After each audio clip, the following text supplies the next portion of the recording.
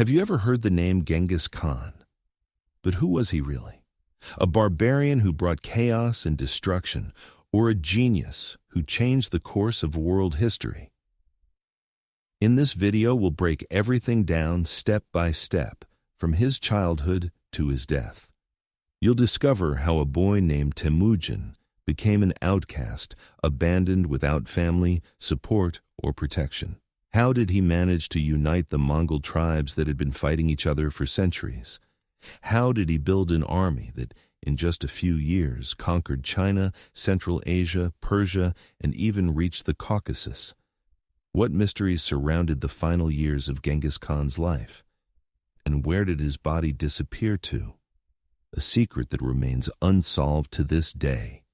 This is not just a story of conquests, battles, and campaigns. This is the story of how one man reshaped the destiny of half the world. Suggest topics for future videos in the comments, and don't forget to subscribe. In the vast expanses of the Mongolian steppe, among hills, rivers, and endless winds, a boy named Temüjin was born in 1162. A man destined to leave his mark on the history of the world. His father, Yesugei Batar, belonged to the Borjigin clan of the Khiot tribe. The Borjigins traced their lineage back to the legendary Bodin-Char, a descendant of the mythical ancestors of all Mongols, the Blue Wolf and the Grey Doe. Yesugei was a brave man, skilled in battle and respected among the nomads, but he did not hold absolute power. At that time, the Mongolian lands were fragmented. Many tribes, the Taiyichi-ud, Tatars, Merkits, Naimans, and others, constantly formed alliances, only to break them just as quickly. Skirmishes and wars erupted over pastures, herds, and power. Temüjin's mother, Hoelun, came from the Olkunut tribe, a branch of the Merkits. According to tradition, she had been abducted by Yesugei himself. Once, when he encountered a caravan in which Hoelun was traveling with her husband, he attacked, killed the man, and carried the young woman away as his wife. Such abductions were a harsh but common reality of nomadic life. Yesugei named his son Temüjin after a Tatar warrior he had recently captured and killed during a raid. The name was meant to symbolize victory and strength, but soon, fate began to test the boy's family. When Temüjin was 9, his father took him to the powerful Ongirit clan to arrange a marriage with a girl named Burte. According to custom, the boy was left to live among his bride's family. On his way back, Yesugei stopped to rest among the Tatars, his old enemies. Hiding his identity, he tried to pass unnoticed, but they recognized him. Remembering the blood feud, the Tatars poisoned his food. Racked with pain, Yesugei managed to return to his camp, but soon died. The death of the family's head was a catastrophe. In those days, survival depended on the strength of warrior men, and without them, a family was defenseless. Relatives who had once followed Yesugei abandoned his widow and children, seizing their herds and leaving them alone in the steppe. Hoelun showed remarkable courage. She gathered her children and led them to places where they could find shelter from the wind and some meager resources for survival. They built crude huts from branches, caught fish, gathered roots and berries, and hunted ground squirrels, birds, and small game. Sometimes they managed to catch a hare or a young deer, but more often their diet consisted of wild plants and rare fish. Life in the steppe was merciless to those without protection. The family became frequent targets of raids, especially from the Taiyichi-ud, who had once been Yesugei's allies. Not only did they refuse to help, they scornfully rejected the family as outcasts. Temüjin grew up in this harsh reality. He quickly understood that survival depended only on his own strength, intelligence, and ability to rally people around him. From an early age, he showed determination, refused to tolerate injustice, and fiercely defended his family's interests. One of the most striking episodes of his youth was the conflict with his half-brother Bektar, Yesugei's son by a junior wife. After their father's death, Bektar, being older, claimed authority over the family, seizing the best food and livestock. Resentment grew among the brothers. One day, Temüjin and his brother Qasar ambushed Bektar and killed him with arrows.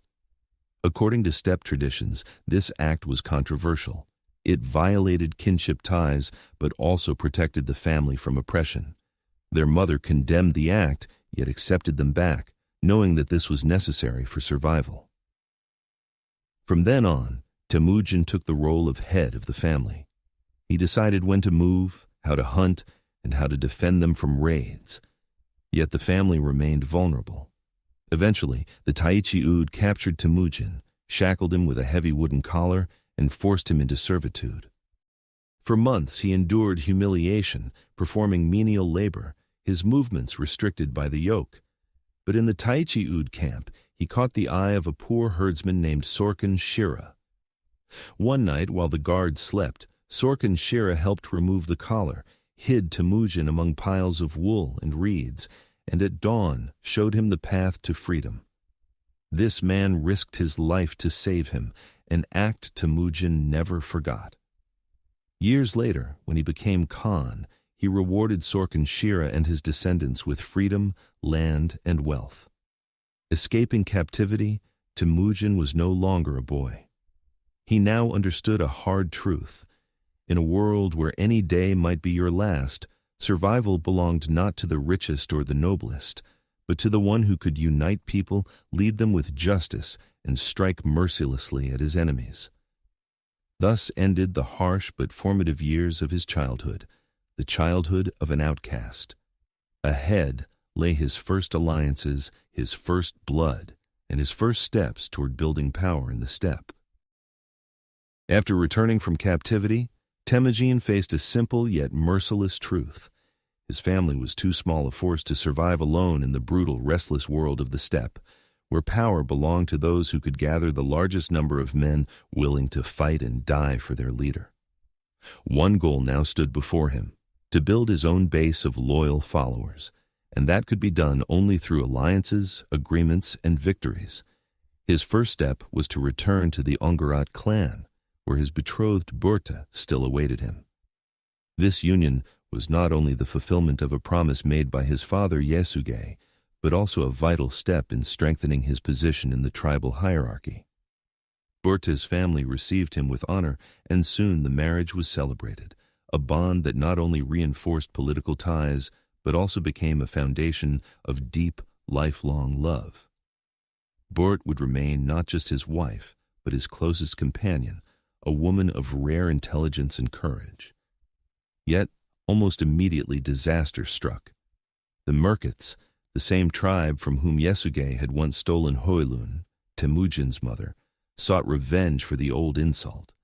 They attacked Temüjin's camp, scattered his people, drove off the herds, and carried Borti away as a captive. For the young leader, this was the first true test. He knew he could not face such a strong enemy alone, so he turned to two powerful allies, Togrul, Khan of the Kara-Khitans, who had been bound to Yasuge by sworn brotherhood, and Jamuka, his childhood blood brother.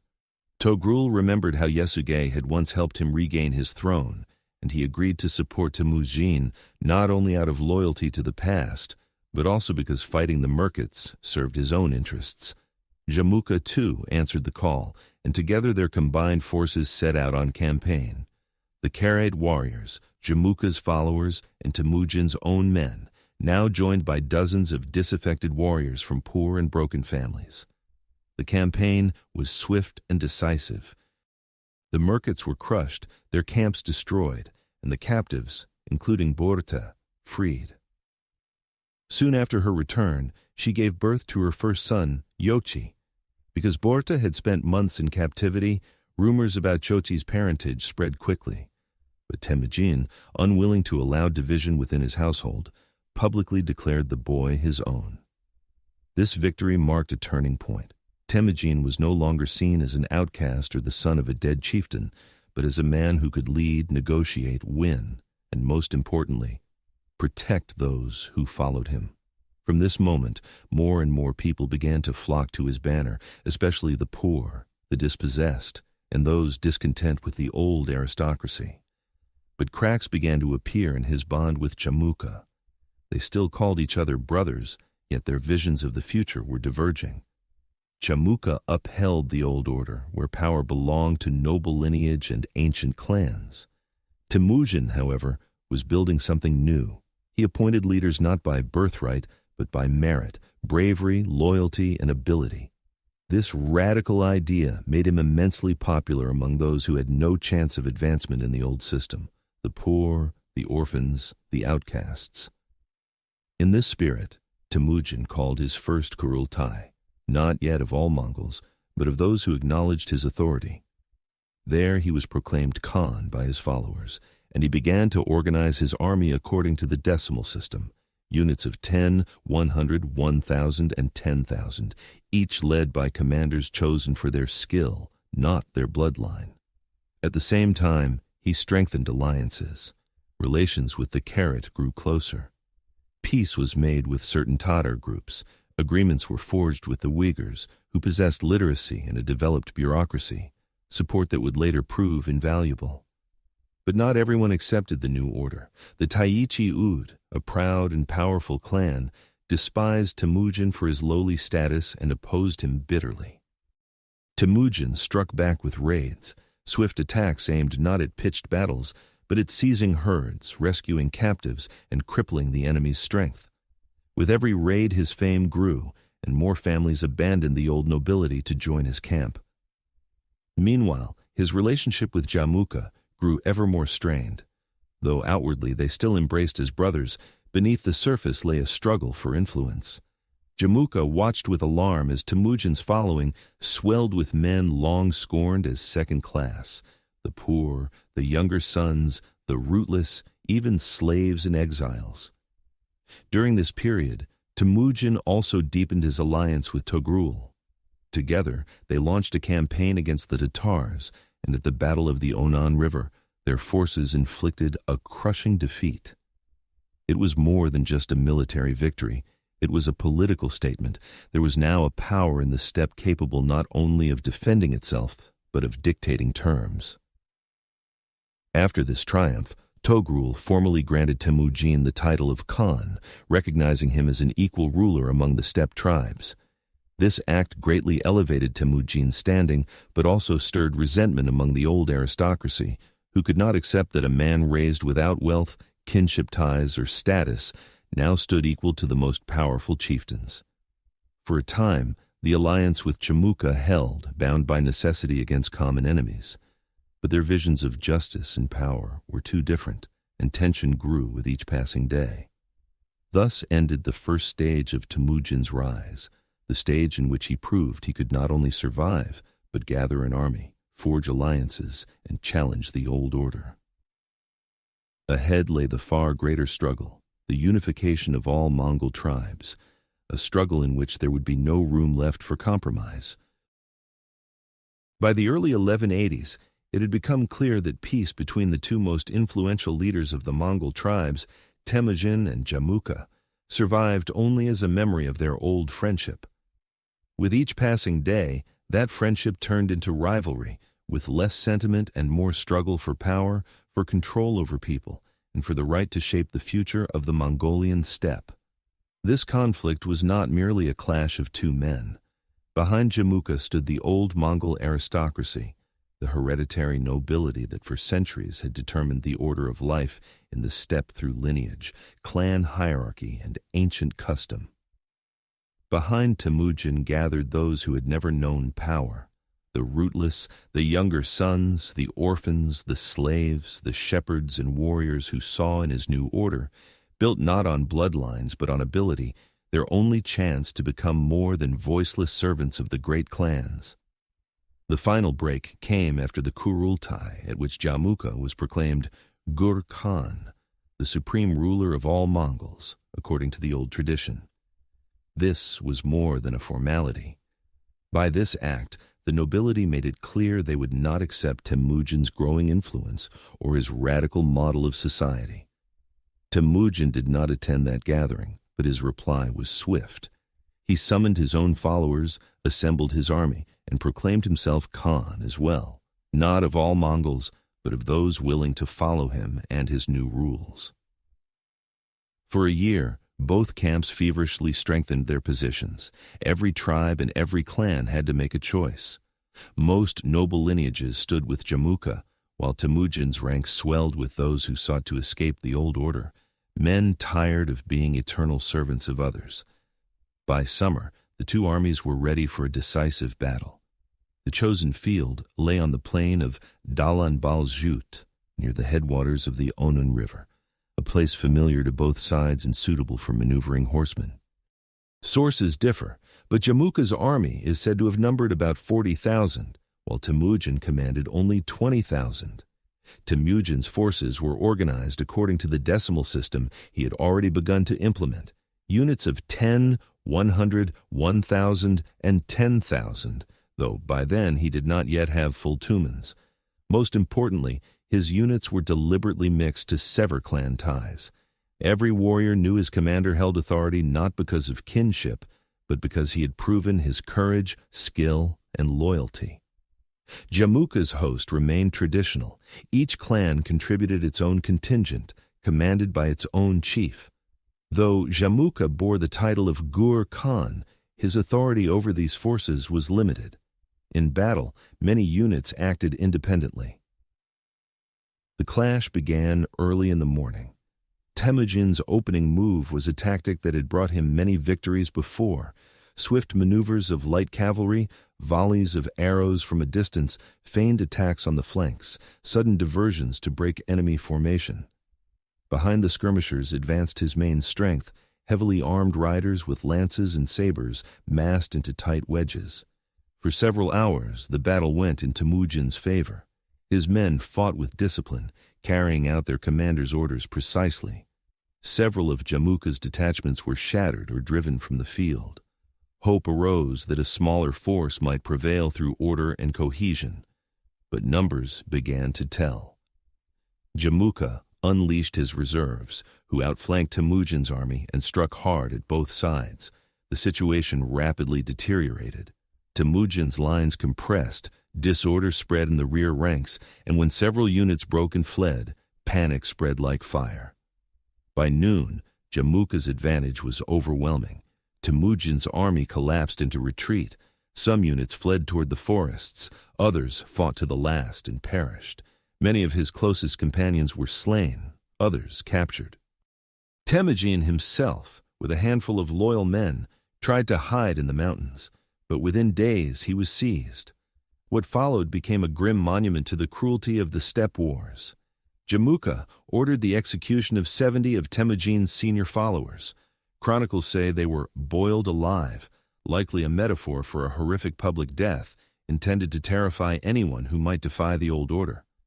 Temüjin, however, was spared. Why remains uncertain. Perhaps the memory of brotherhood stayed Jamuka's hand. Perhaps he sought to show magnanimity. Perhaps he believed humiliation and the destruction of Temüjin's power would break him forever. But it did not. After weeks in captivity, Temüjin was released, likely under pressure from nobles who opposed Jamuka's excesses. Freed, he did not vanish from history. On the contrary, he returned with greater resolve. Defeat had taught him a brutal lesson that even a reorganized army was not strong enough if clan loyalties endured. From then on, he abolished clan-based formations entirely.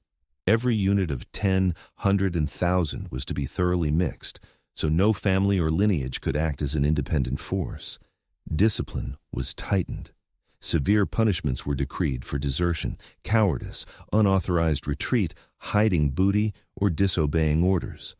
The law applied equally to all, whether the son of a herdsman or the grandson of a chieftain. At the same time, he built a system of personal loyalty. Every warrior now swore not to his clan, but to the Khan and to the community as a whole. His power rested not on birth, but on mutual obligations, protection, justice, participation, and loyalty. Slowly, men gathered around him again. They came because with him, rules were clear and fair. No longer did one need noble blood to become a commander. Courage, honesty, diligence, and devotion were enough. By the early 1190s, Temüjin's army had once again become a formidable force, growing month by month. Even clans that had once despised him began to reconsider, sensing that this man would not disappear, would not surrender, would not yield. Thus ended a harsh chapter, the path from catastrophic defeat to the birth of a new, unprecedented power. Ahead lay the great Kurultai that would change not only Temüjin's fate, but the history of all Mongolia.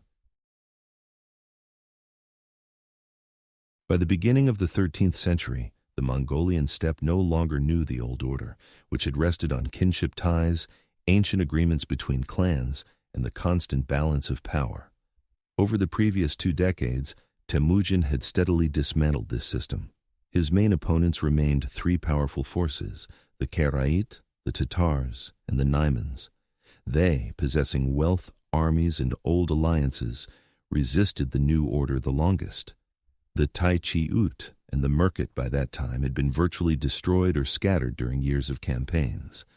The final destruction of the Tai-Chi-Ut came as the result of a series of swift raids during which their camps were burned, their herds driven away, and the survivors either killed or inevitably absorbed into Temüjin's army, losing their former tribal identity.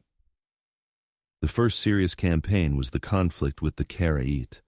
For many years, the Kara-Khitan Khan, Togrul, had been Temüjin's ally and patron, but feeling the growth of his power, at some point he attempted to eliminate him. Conflict was inevitable. Temüjin gathered an army, which included not only his own men, but also those who had already begun to cross over to his side from among the Karakhitans' former allies. The battle took place in 1203 and ended with the complete defeat of the Karakhitans. Togrul fled, but was soon killed by his own followers, who no longer wished to serve a defeated Khan. The remnants of the Karakhit people were absorbed into Temüjin's forces, where they completely lost their former autonomy. The next step was the destruction of the Tatars, the tribe with whom his clan had a blood feud dating back to the poisoning of his father, Yassa. In 1202, the Tatars were crushed in a decisive battle. On Temüjin's orders, all adult men, everyone taller than the height of a cartwheel, were executed. Women and children were distributed among his warriors. This was not only an act of revenge, but also a deliberate display of terror, meant to show all remaining tribes that resistance would mean total annihilation. The last and most dangerous opponents were the Naimans, a strong, wealthy, and numerous people occupying the lands of western Mongolia. Under their Khan, Kuchlug, they possessed a solid army and still retained influence over many allies. In 1204, a decisive battle took place. Temüjin's army, superior in discipline and organization, crushed the Naimans. Kuchlug himself fled first to the Kara-Khitans and later further west, where he would continue his struggle, but no longer against Genghis Khan, rather against other states. The Naimans ceased to exist as an independent political entity. After this victory, resistance practically disappeared. The few detachments that still tried to act on their own either fled to distant lands or surrendered without a fight. Mongolia was finally unified. In the spring of 1206, on the banks of the Onon River, the great Kurultai was convened. Representatives of all tribes, all clans, and all military divisions gathered. Present were leaders and commanders, relatives and elders, advisors and simple warriors. This Kurultai was not just another council. It became the active birth of a new state, a new order, and a new era. At the Kurultai, Temüjin was unanimously proclaimed the great Khan of all Mongols.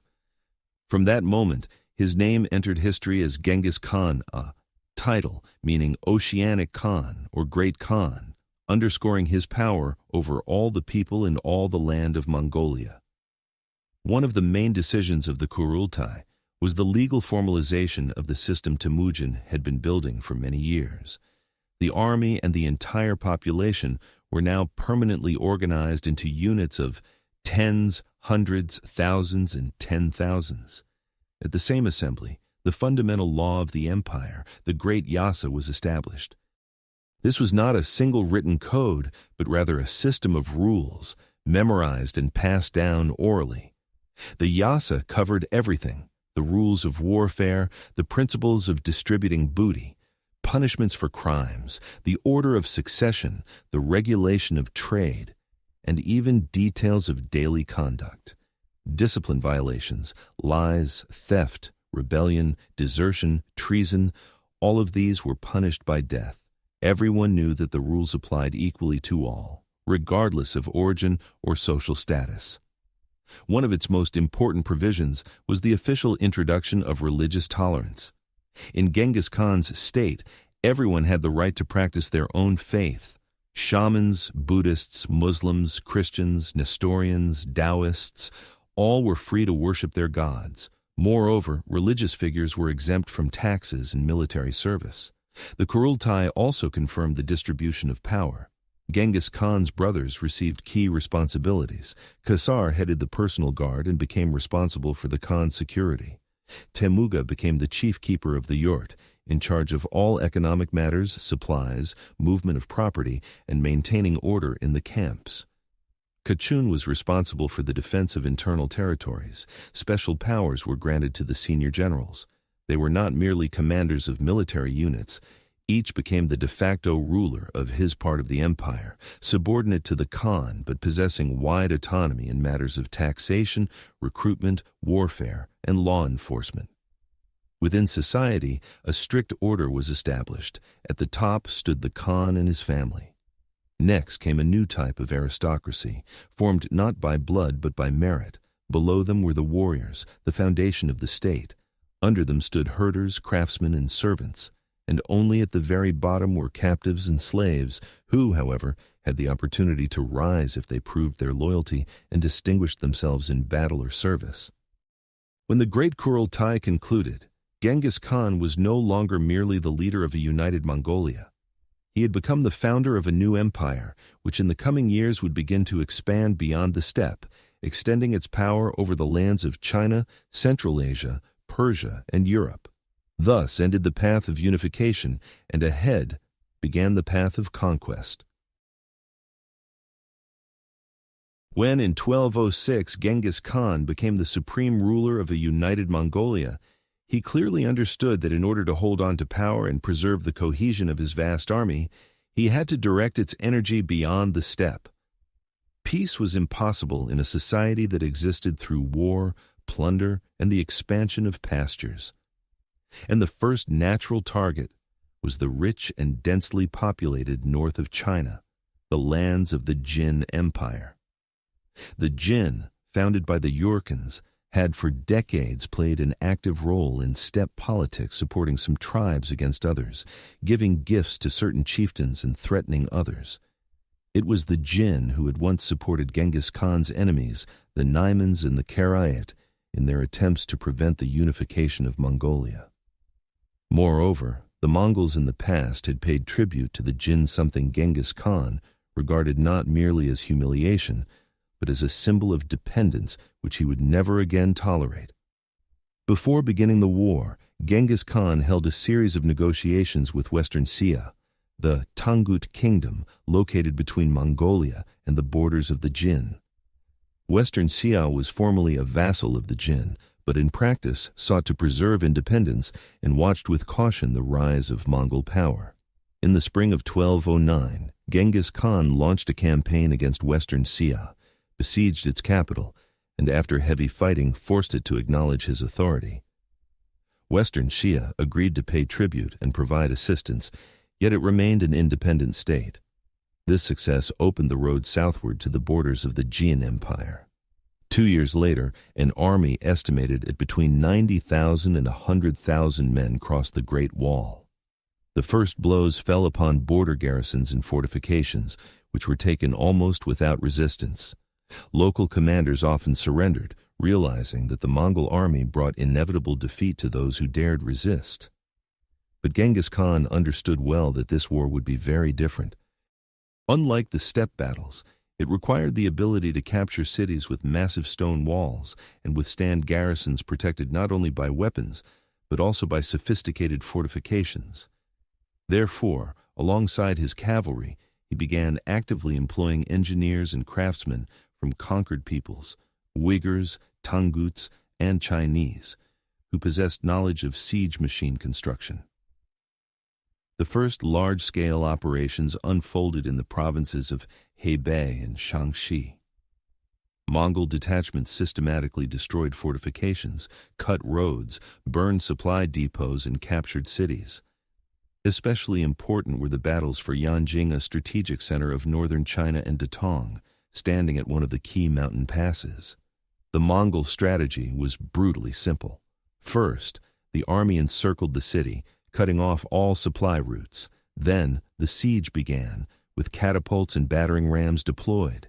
If a city surrendered, its population often survived in exchange for complete submission, payment of tribute, and provision of recruits. But if it resisted, its fate was sealed. Massacres, survivors enslaved, and complete destruction. The key event of the campaign was the siege of the Jin capital, Zhongdu, located on the site of modern Beijing. The first siege took place in 1213, but when the Mongols encountered prolonged resistance, they chose to negotiate peace and withdrew part of their forces. The Jin Emperor agreed to pay tribute and indemnities, but already in 1214, when the Jin broke the agreement and tried to consolidate their power in the northern provinces, Genghis Khan returned. This time, he acted methodically and mercilessly. Zhongdu was encircled, roads cut, supplies blocked. The city possessed massive walls, large food reserves, and a strong garrison. The siege lasted for months.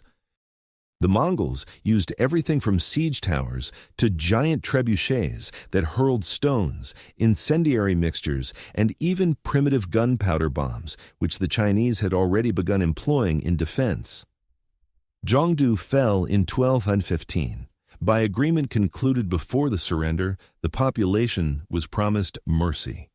Yet soon after, riots broke out and one of the districts attempted to revolt. In response, Genghis Khan ordered a massacre.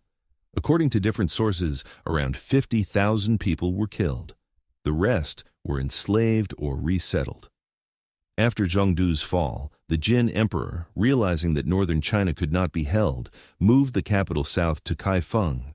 This step effectively acknowledged the loss of the northern provinces. However, formally peace between Jin and the Mongols still remained. The empire continued to exist, but was now forced to pay tribute and recognize Genghis Khan's supremacy over the northern lands. Over the next 2 years, Mongol armies crushed resistance in separate provinces. They captured Luoyang, Taiyuan, Pengcheng, and other key cities.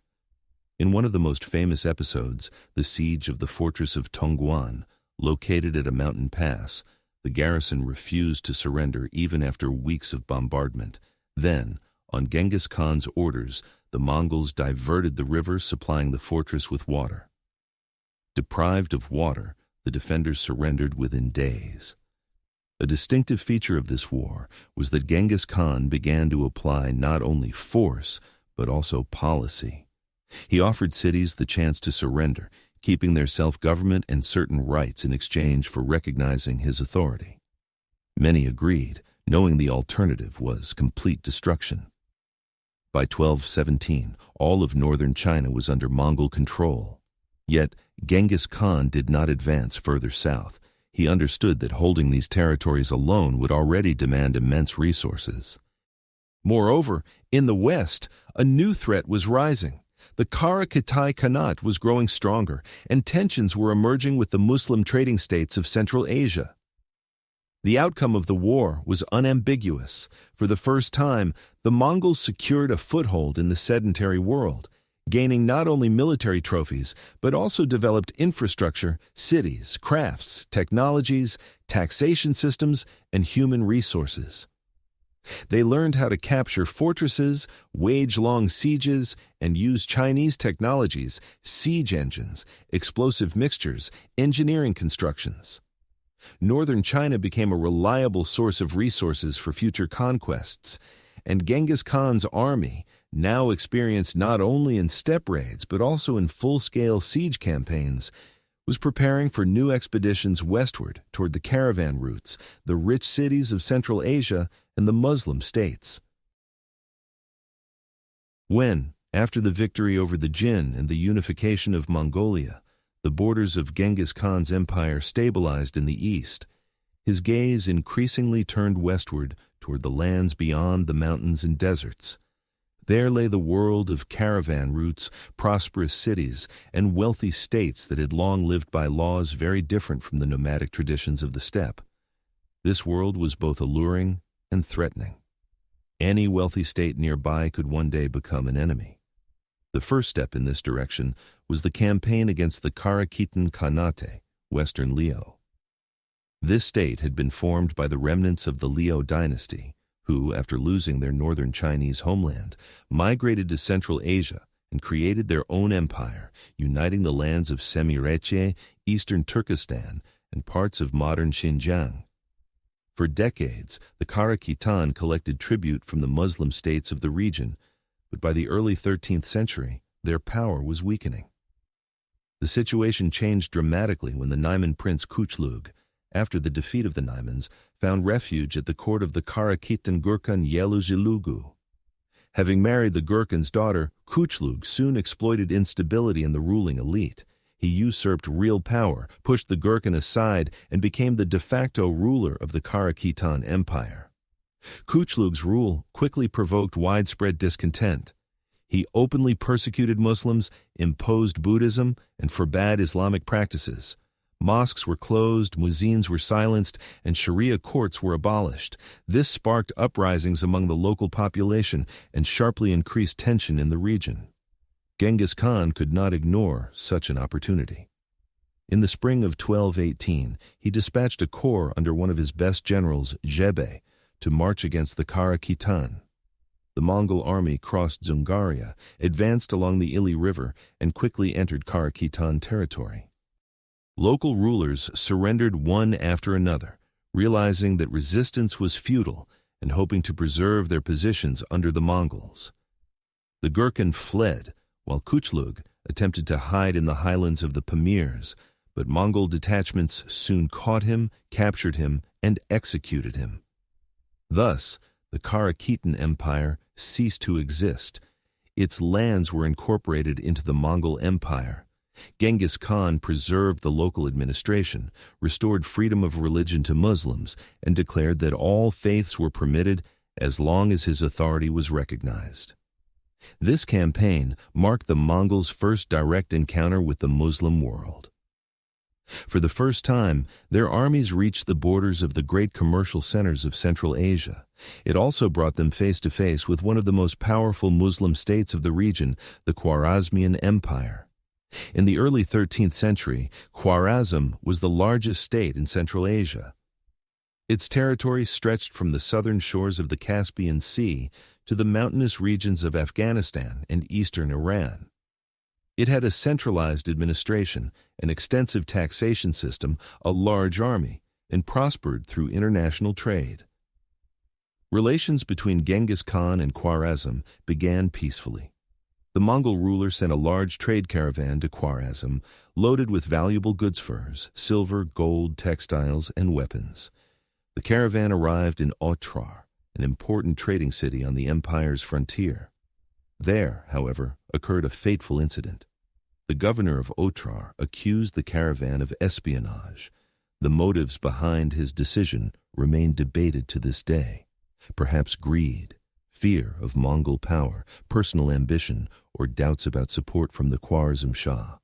The caravan was arrested, its goods confiscated, and its members executed. When Genghis Khan heard of this, he did not immediately resort to war.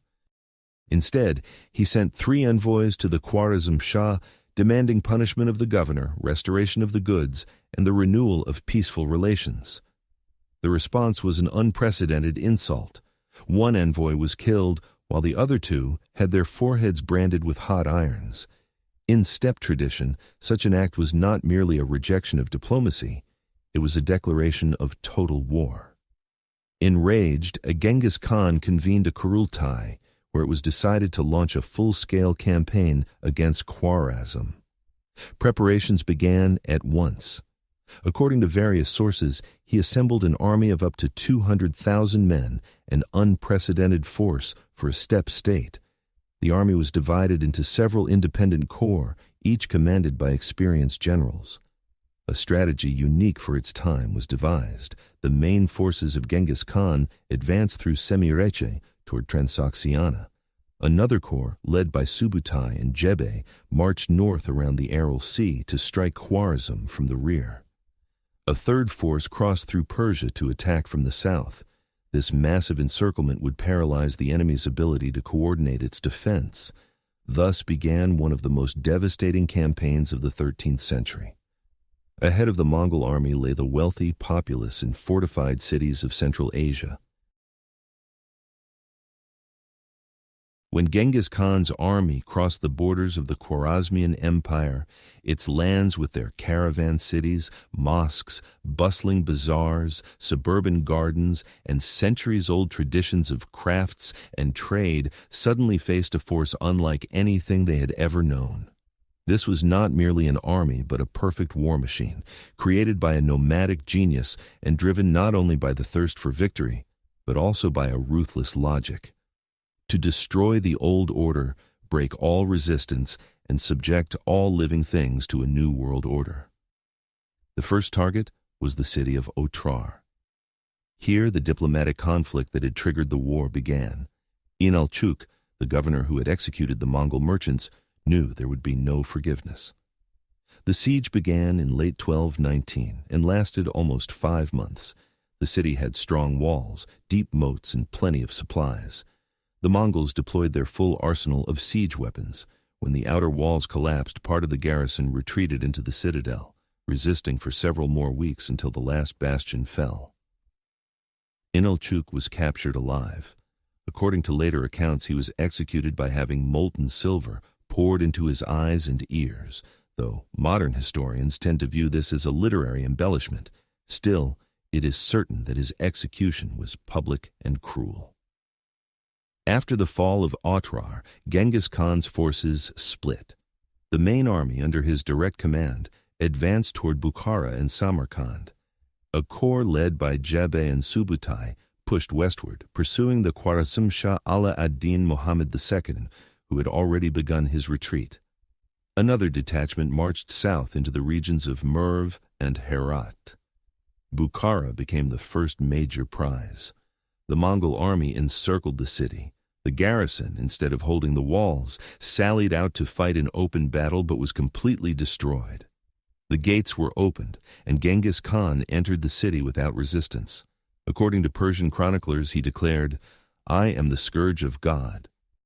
If you had not committed great sins, God would not have sent a punishment like me upon you."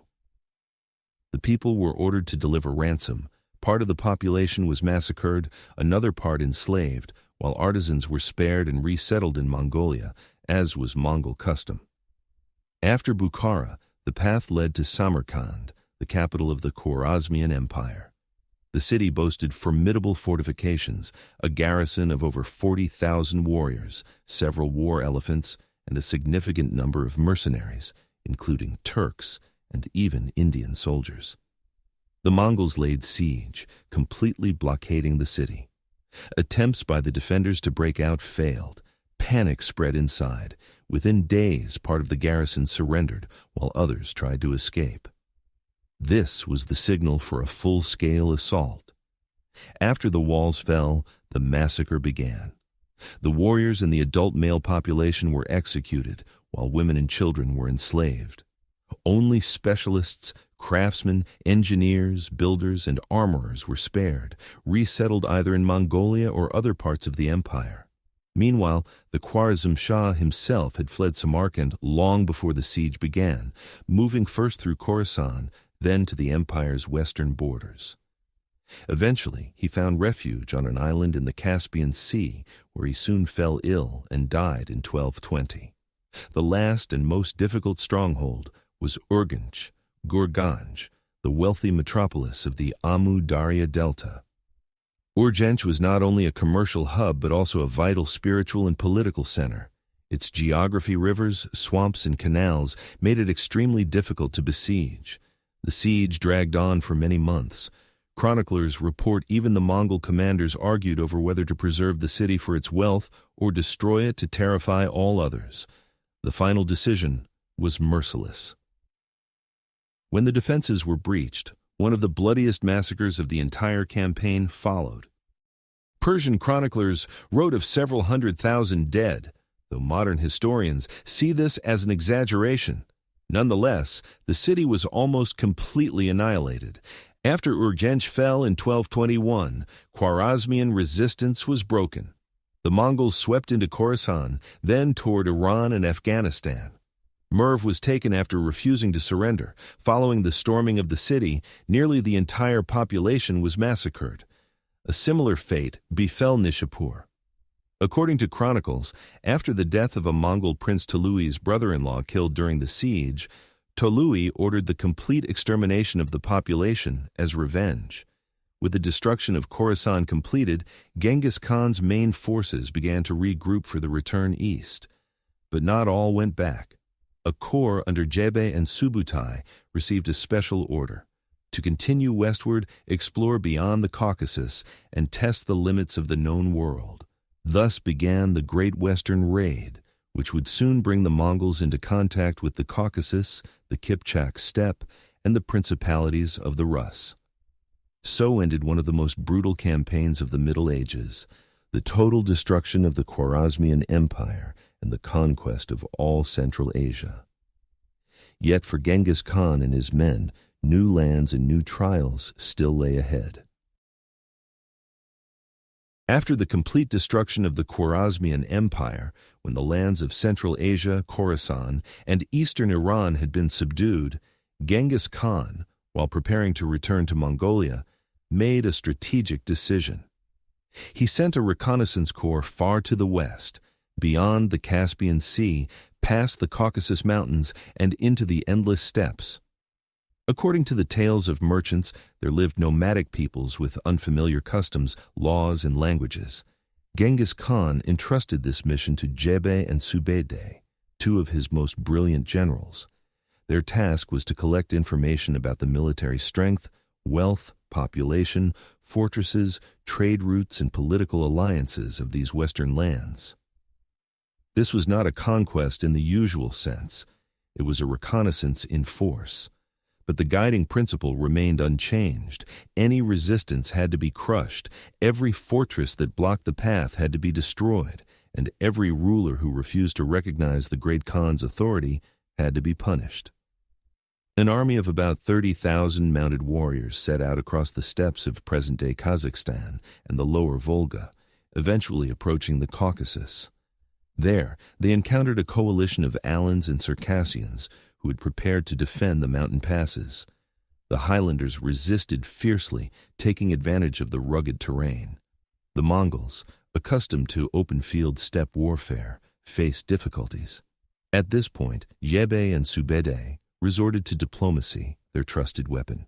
They sent envoys to the Cumans, Polovtsians, who roamed north of the Caucasus and had long been enemies of the Alans. The Mongols proposed an alliance. Together they would destroy the Alans and Circassians, divide the spoils, and then peacefully withdraw.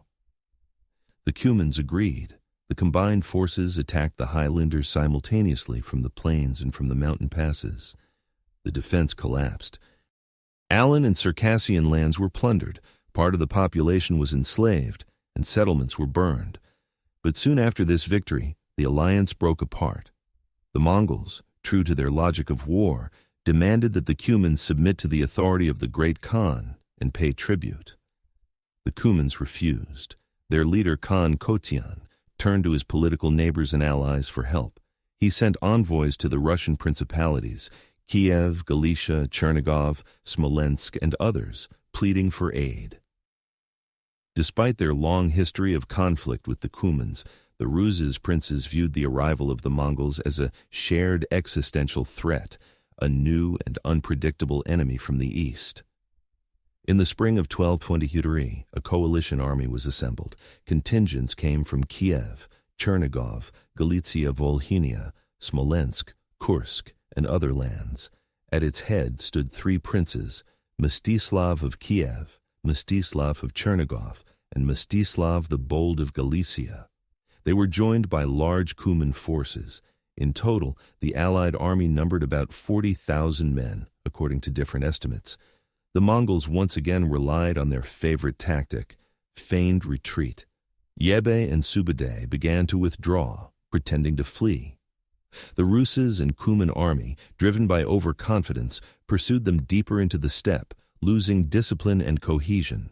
Coordination between the various princely contingents was almost non-existent, and each acted independently. On May 31, 1223, the decisive battle took place on the banks of the Khalkha River. Suddenly, the Mongols turned and launched a devastating counterattack. The Cumans, being in the front lines, bore the first impact. Unable to withstand the assault, they broke and fled, abandoning their allies. The main Russian forces were immediately surrounded and attacked from multiple sides. Their battle formations collapsed, and the engagement quickly turned into a series of scattered skirmishes. Only Mstislav of Kiev, with a portion of his troops, managed to fortify himself behind an earthen rampart reinforced with wooden palisades. For 3 days, he held out under siege. The Mongols did not storm the camp directly. Instead, they cut off the defenders from water and waited for exhaustion to take its toll. Eventually, they offered terms of surrender, swearing an oath to spare the lives of the defenders. Trusting this promise, the Rus opened their gates. The oath was broken. According to chroniclers, the prince and his closest boyars were executed in a gruesome fashion. They were suffocated beneath wooden planks, while the Mongols feasted on top of them. The rest were slaughtered. Only a few survivors escaped, among them Mstislav the Bold, who managed to flee thanks to the swiftness of his cavalry and his knowledge of the steppe. After their victory at the Khalkha, the Mongols did not press further west. Their mission had already been accomplished. They had gathered invaluable intelligence about the western states, their armies, tactics, political relations, and most importantly, their weaknesses. The peoples of the Caucasus, the Cumans, and the Russes principalities had shown exactly what Genghis Khan had suspected, a complete lack of unity and an inability to mount a coordinated defense. In 1224, Yebe and Subadai returned to Mongolia through the northern Caucasus, once more devastating the lands of the Circassians and Alans, driving off herds, taking captives, and gathering immense spoils. This campaign proved beyond doubt that the Western world was rich, but divided and vulnerable. Genghis Khan now understood that the day would come when these lands would be incorporated into his empire. But before that, another campaign awaited him, the final war against the Tanguts, which would become the closing chapter of his life.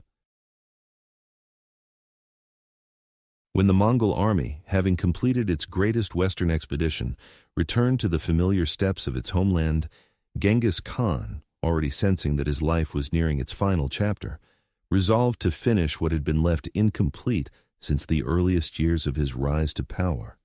This was the conquest of the Tangut state of western Xia, Xia, located between the Alishan Mountains and the upper reaches of the Yellow River along China's western frontier. Relations with Xia had always been uneasy. During his first campaign against the Tanguts, Genghis Khan had forced them to acknowledge his supremacy, accept vassal status, and agree to pay tribute, but this arrangement had never been stable. Each time Genghis Khan led his armies on distant campaigns, the Tangut rulers hesitated to fulfill their obligations, delayed the payment of tribute, or failed to send auxiliary troops as promised. During the great campaign against the Khwarazmian Empire, they openly broke their word, refusing to provide the military support demanded by the earlier agreement. For Genghis Khan, this was more than political defiance. In his eyes, such behavior represented a challenge to the very principle of his authority. His empire was built on the idea that every conquered people must obey unconditionally. Anyone who violated this order was not merely a disobedient vassal, but a direct threat to the universal system the Mongols sought to impose upon the world. In the spring of 1226, Genghis Khan set forth on his final campaign. The Mongol army first captured the strategic stronghold of Kara-Khitans, also known as Agi-Nai or Huing. One after another, the border garrisons of Xia fell. The Mongols systematically destroyed irrigation systems, burned granaries, and trampled fields, leaving the Tanguts without food or water to sustain resistance. Alongside military operations, there was a deliberate policy of economic devastation. Caravanserais were destroyed, warehouses looted, markets demolished. Mongol raiders intercepted caravans traveling between China and Central Asia, severing Xisha from its external trade. One of the fiercest battles of the campaign occurred at Liangzhou, modern Wuwei. The garrison mounted desperate resistance, but after a 2-month siege, the city fell. The Mongols destroyed the dams that supplied the region with water, leading to drought and crop failure across vast stretches of farmland. As the army advanced toward the Tangut capital, city after city was surrounded and destroyed. Those who resisted were massacred. Those who surrendered were plundered, enslaved, or deported. Prosperous towns were reduced to desolation, their populations scattered.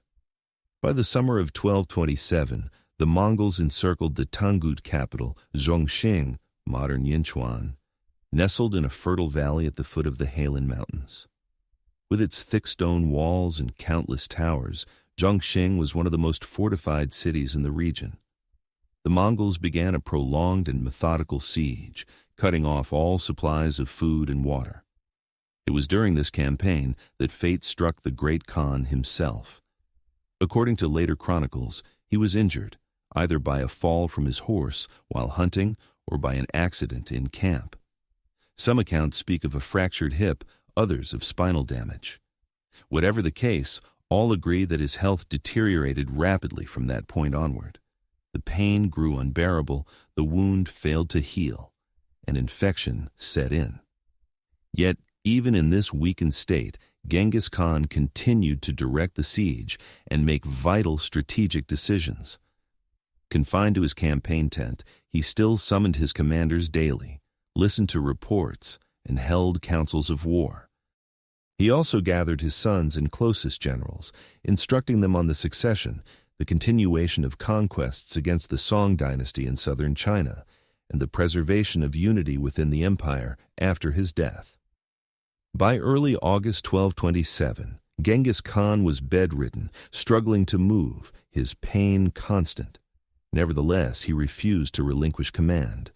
In the final weeks of his life, he gave repeated instructions to his sons to safeguard the empire's unity, to expand further into the south, and to uphold the internal order of the state. In mid-August 1227, amid the ongoing siege of Zhongxing, Genghis Khan died. His death was kept an absolute secret. The Mongol leaders concealed the news from the army so as not to weaken morale or embolden the enemy. Orders continued to be issued in his name, while his body was placed in a cart under the watch of an elite guard. Shortly thereafter, Zhongxing fell. The city was destroyed, its population annihilated. The Tangut state of Xisha ceased to exist, its lands absorbed into the Mongol Empire. The burial of Genghis Khan became one of the most closely guarded secrets of the medieval world. According to legend, his body was carried back to Mongolia and interred in a hidden location on the slopes of the Khenti Mountains. Anyone who encountered the funeral procession was killed. After the burial, horses were driven across the site to erase every trace. The location of his grave remains unknown to this day. Thus ended the life of Genghis Khan, a man who, from an outcast orphan rejected by his own clan, had risen to become the founder of the largest contiguous empire in human history. Yet his death did not mark the end of that empire. On the contrary, new battles, fresh conquests, and a fierce struggle for succession among his sons still lay ahead. The death of Genghis Khan was not merely the end of the life of one of the greatest conquerors in human history. It placed before his family, his companions, and the entire empire the most pressing question: how could what he had created be preserved? And who would become the new ruler of a world united under his authority, stretching from the Pacific Ocean to the Caspian Sea? Despite its appearance of monolithic unity, the empire of Genghis Khan had not originally been built as a personal domain, but rather as a special form of power, founded on the principles of the Kurultai, the assembly of elders, generals, and representatives of all clans. This was not simply a custom, but the very foundation of the state system. And although during Genghis Khan's lifetime the final word always rested with him, the right to elect his successor formally belonged to the Kurultai. During his lifetime, Genghis Khan had repeatedly thought about the future of the empire. His eldest son was Jochi, but by the end of Genghis Khan's life, their relationship had become strained. Beyond the long-standing rumors about Jochi's birth, as he was born shortly after Burta's capture by the Merkits, political disagreements had arisen between father and son in the final years. Jochi increasingly preferred to remain in the western part of the empire, the lands granted to him after the conquest of Central Asia, and he often disagreed with his father's harsh methods, advocating for a more lenient policy toward the subjugated peoples. This rift grew so deep that for years before Genghis Khan's death, their relationship had all but ceased. Yet fate intervened. Jochi himself died only a few months before the death of his father. This event removed the main intrigue surrounding his potential succession, but raised a new question. What would now happen to the balance between Jochi's descendants and the other branches of the family? Of the remaining 3 sons of Genghis Khan, the eldest was Chagatai, a man of harsh and sometimes severe character, unwilling to compromise, known for his strict adherence to Yassa. He had repeatedly spoken openly about his doubts concerning Jochi's lineage and did not hide the fact that he did not regard Jochi's descendants as equals. Tolui, the youngest son, was an outstanding commander and a gifted organizer. But according to Mongol tradition, the youngest son became the keeper of the ancestral hearth and the homeland, meaning he would remain in Mongolia to govern the central territories without claiming the title of Great Khan. That left Ogedai, the 3rd son, distinguished by his balanced nature, diplomatic skills, and ability to resolve conflicts. Genghis Khan had made it clear during his lifetime that Ogedai should become his successor. In this choice, he saw not only fairness, but also a guarantee that the brothers would not plunge the empire into civil war.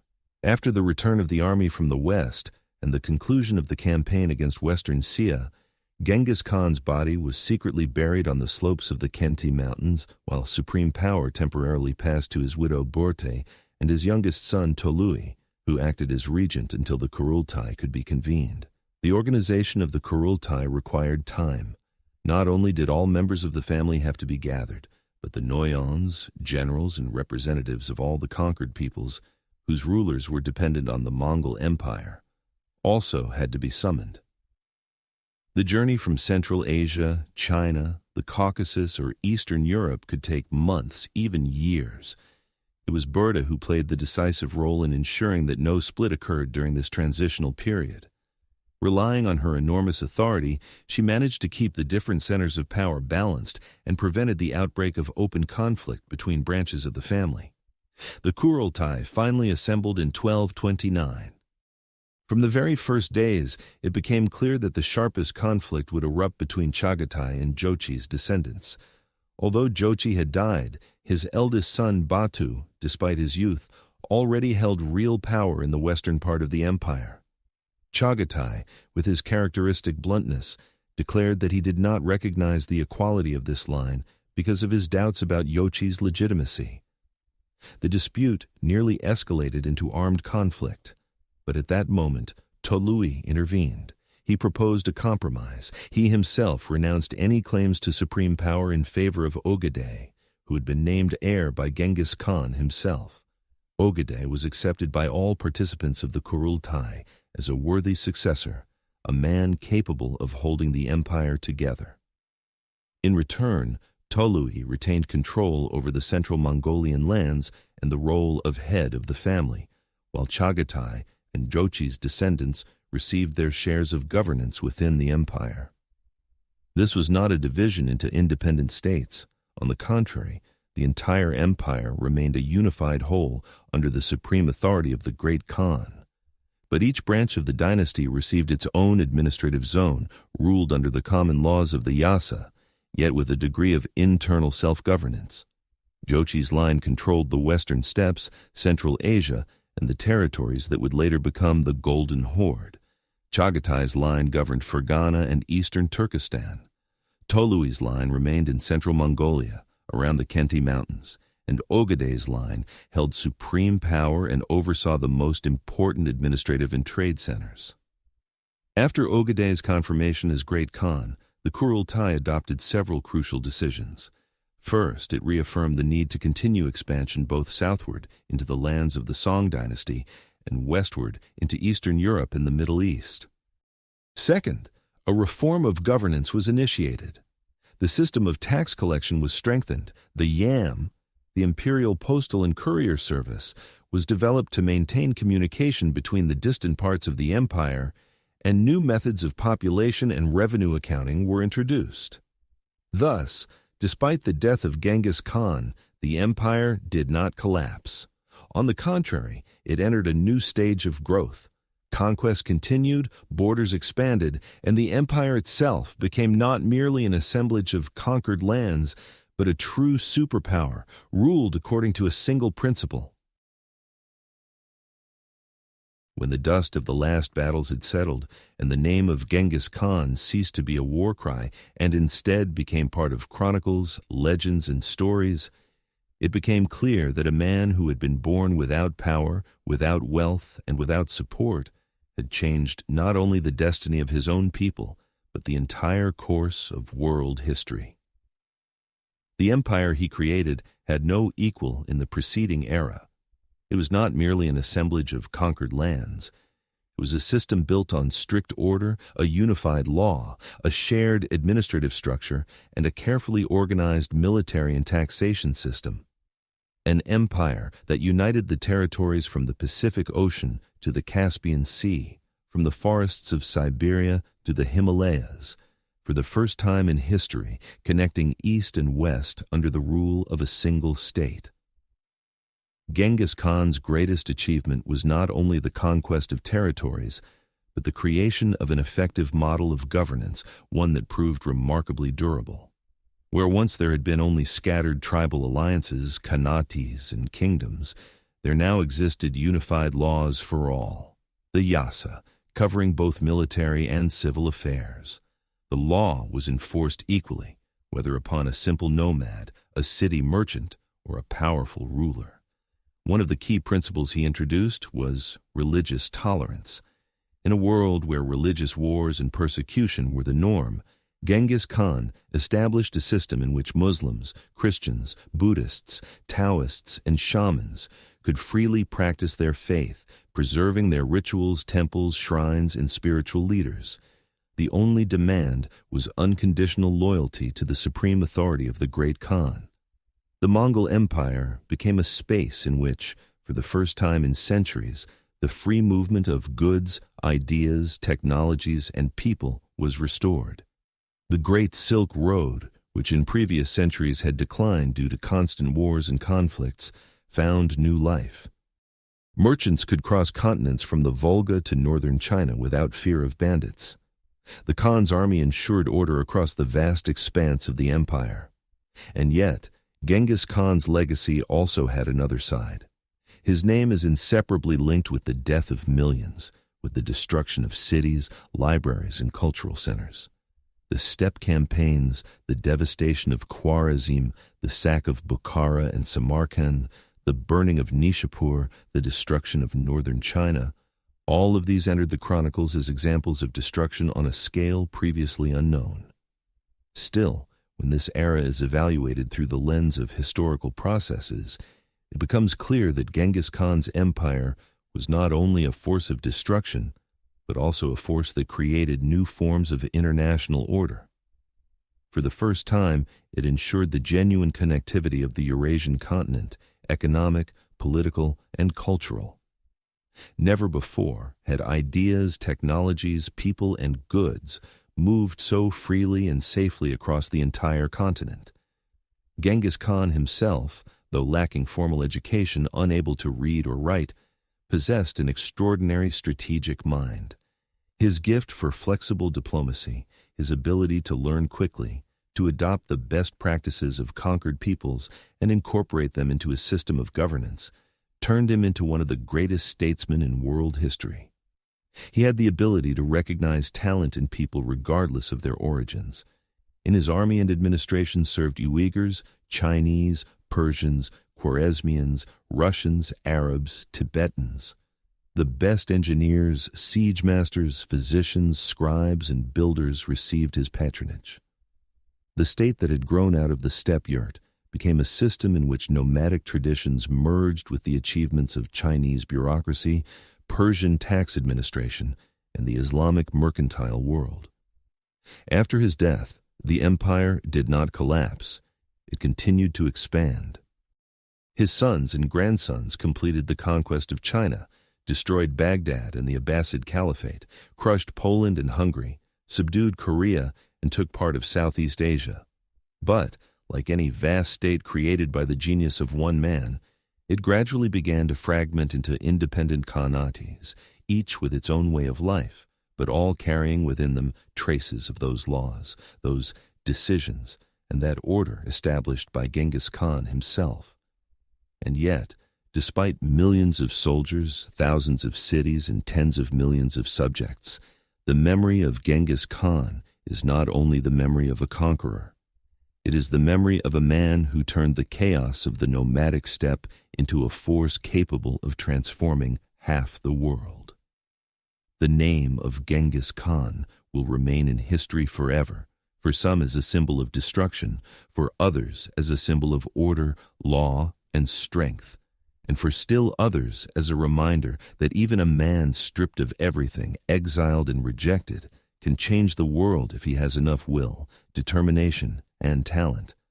And today, when caravan routes have become highways, when airplanes fly across the skies, and when railways stretch across the steppes, the name of Genghis Khan resounds just as it did 800 years ago, short, powerful, and majestic. Genghis Khan, the man who changed the world.